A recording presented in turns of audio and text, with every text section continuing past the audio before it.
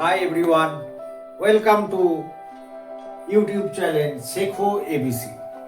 তো সবাই কেমন আছো? আজকে আমরা ভবিষ্যৎকাল সম্পর্কে শিখে নেব, রাইট? তো ফিউচার টেন্স চলে এসো বোর্ডে।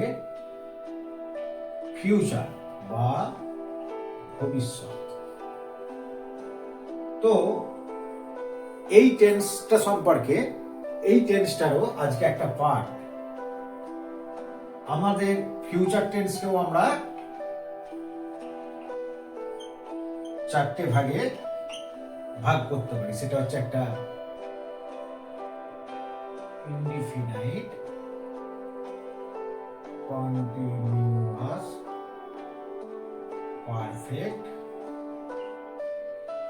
আর একটা হচ্ছে পারফেক্ট কন্টিনিউয়াস, রাইট? তো আজকে আমরা যেটা শিখবো সেটা হচ্ছে ইনডিফিনাইট, ফিউচার ইনডিফিনাইট, ইনডিফিনাইট বা সাধারণ ভবিষ্যৎ। বিষয়টা কিরকম এটা আমরা সবাই জানি। সেটা হচ্ছে ভবিষ্যৎকাল বলতে তোমরা বুঝতে পারছো আগামী দিনের যে সমস্ত বা পরের যে ঘটনা, যেমন আমি বই পড়ব, আমি ভাত খাবো, সে বই পড়বে, আমরা ফুটবল খেলবো, এটসেট্রা। তো চলে এসো এ রুল। রুল বলতে নিয়মাবলীর মধ্যে কি থাকে, প্রথমে আমাকে সাবজেক্ট লিখতে হবে, তারপরে সাবজেক্ট অনুযায়ী শ্যাল অথবা উইল। আমরা প্রথমে এখন কিন্তু বেসিকটাই জানি, তারপরে ভার্বের ফার্স্ট রুট, তারপরে ব্যাস, আর কিচ্ছু না। তাহলে এই আমি বই পড়ব, কি হবে?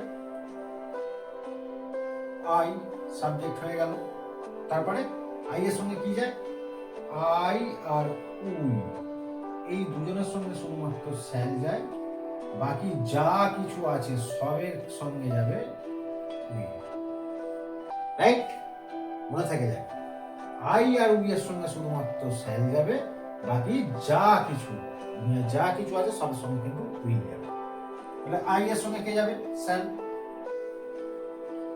শ্যাল। তারপরে ভার্ব ফার্স্ট টু পড়া, রিড হয়ে গেল, বুক অবজেক্ট। তারা ফুটবল খেলবে, তারা ফুটবল খেলবে, কি হলো? প্রথমে আমি খুঁজবো কি? সাবজেক্ট, দে হলো, তারপরে দের সঙ্গে কি যাবে? শ্যাল না উইল? অবশ্যই উইল, উইল। তারপরে খেলা, ইংরেজি প্লে, তারপরে অবজেক্ট ফুটবল, আর কিছুই ইজি না? তো এইরকম চটপট বা খুব সহজভাবে যদি শিখতে হয় তাহলে আমাদের চ্যানেলটিকে সাবস্ক্রাইব